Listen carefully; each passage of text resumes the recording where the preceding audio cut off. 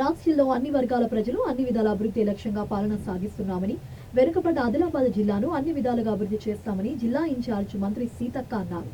మంచిర్యాల జిల్లా కేంద్రంలోని ఎమ్మెల్యే నివాసంలో ఏర్పాటు చేసిన మీడియా సమావేశంలో ఆమె మాట్లాడుతూ ఇంద్రవెల్లి సభతోనే కేసీఆర్ పై దండోరా మోగించామన్నారు.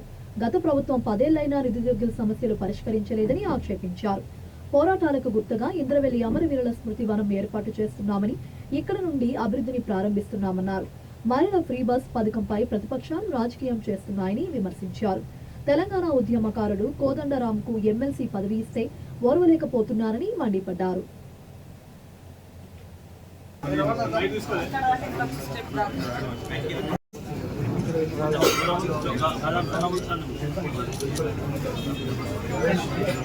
అందరం కలిసి కట్టుగా ఈ ఉమ్మడి ఆదిలాబాద్ జిల్లాను అభివృద్ధి పదంలోకి తీసుకెళ్లడానికి ఈ జిల్లా ప్రజలందరి యొక్క సహకారంతో పాటు రాష్ట్ర ప్రభుత్వం యొక్క ప్రోత్సాహం కూడా ఉంటుందని భావిస్తా ఉన్నాను. సీఎం రేవంత్ రెడ్డి గారు ఆ రోజు మరి పిసిసి అధ్యక్షుడైన వెంటనే మొదటి బహిరంగ సభ, భారీ బహిరంగ సభ ఆ రోజు ప్రేమ్ సాగర్ అన్న గారి భుజాల మీద నుంచే వాస్తవానికి వారు ఇనిషియేట్ తీసుకొని పూర్తి స్థాయిలో చేయడం జరిగింది. చాలా పెద్ద ఎత్తున సక్సెస్ అయింది.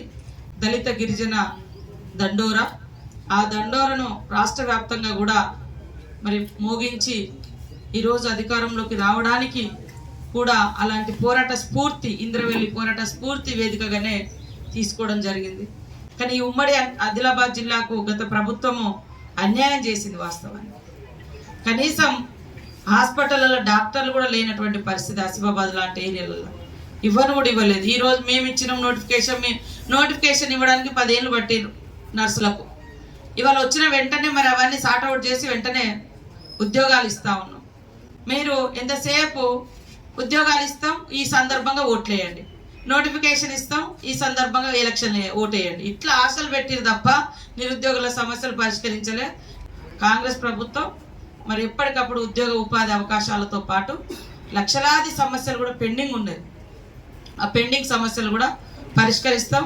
మీకు తెలుసు, ప్రాణహిత చేవెళ్ళ ప్రాజెక్ట్ ఇక్కడ చేపడితే వారి స్వార్థం కోసం గత ప్రభుత్వం మరి బయటికి తీసుకెళ్లి వాళ్ళ అవినీతి కూపంగా మార్చడం జరిగింది కాళేశ్వరాన్ని. అభివృద్ధి పదంలో కూడా మొదటి అడుగు వెనుకబడిన ప్రాంతంగా అనేక సమస్యలతో కునారిల్లుతున్న ప్రాంతాన్ని ఇతర ప్రాంతాలకు సమాంతరంగా అభివృద్ధి పదంలో తీసుకెళ్లడం కోసం మొదటి అడుగు కూడా ఆదిలాబాద్ జిల్లా నుంచే, ఉమ్మడి ఆదిలాబాద్ జిల్లా నుంచే పడుతుంది. ఎవరైతే ఆనాడు మరణించిరో ఆదివాసీ ఉద్యమంలో అమరవీరులు, వారందరికి కూడా హౌసింగ్ సైట్స్ కానీ, రేపు వచ్చేటువంటి ఇందిరమ్మ ఇళ్ళు కానీ, తర్వాత చనిపోయినటువంటి వాళ్ళ పేరుతోటి ఒక స్మృతి వనం కానీ, వాళ్ళ పేర్లను ఐడెంటిఫై చేసి స్తూపం మీద ఉమ్మడి ఆదిలాబాద్ జిల్లా ప్రజలు అందరూ కూడా ఈ సభలో పాల్గొని అభివృద్ధిలో వేస్తున్నటువంటి అడుగుకు మీ అడుగులు తోడవాలని, మీ మద్దతు కావాలని, ఇంద్రవెల్లికి తరలి రండి, మద్దతు ఇవ్వండి, పాల్గొనండి అని పేరు పేరున విజ్ఞప్తి చేస్తూ అందరికీ